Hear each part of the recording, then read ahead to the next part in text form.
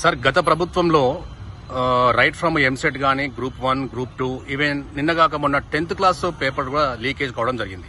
అంటే వేలాది లక్షలాది మంది ఆస్పిరెంట్స్ వాళ్ళ ప్రాణం పెట్టి చదువుతారు. ఇలాంటి లీకేజీల వల్ల మానసికంగా ఇబ్బందులు పడే అవకాశం ఉంటుంది. సో దీనిపై మీరు ఏమంటారు? గత ప్రభుత్వము పరీక్షల నియామకాల లోపల పేపర్ లీకేజ్ కావడం అనేది అది పెద్ద తప్పిదం జరిగింది. సో ఇప్పుడున్నటువంటి ప్రభుత్వం ముందున్నటువంటి ముఖ్యమైనటువంటి సవాల్ ఏంటంటే ఈ పరీక్షల యొక్క తప్పిదాలు జరగకుండా ఉండాలి.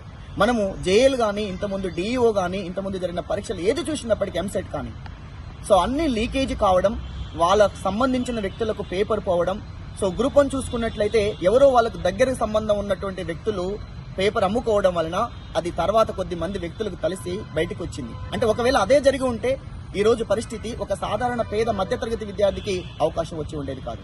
కాబట్టి ప్రభుత్వాలు ఇప్పటికైనా ఇట్లాంటి పేపర్ లీకేజ్ ని అరికట్టే విధంగా ఒక పకడ్బందీగా పక్కా ప్రణాళికతో ఆ సంస్థ గానీ ఆ సొసైటీ గానీ ఏదైతే ఉందో వాళ్ళు ముందుకెళ్లాలి. ఆ కాన్ఫిడెన్షియాలిటీ, ఆ సీక్రెటీ మెయింటైన్ చేయగలిగినట్లయితే ప్రజలకు నమ్మకం కలుగుతుంది.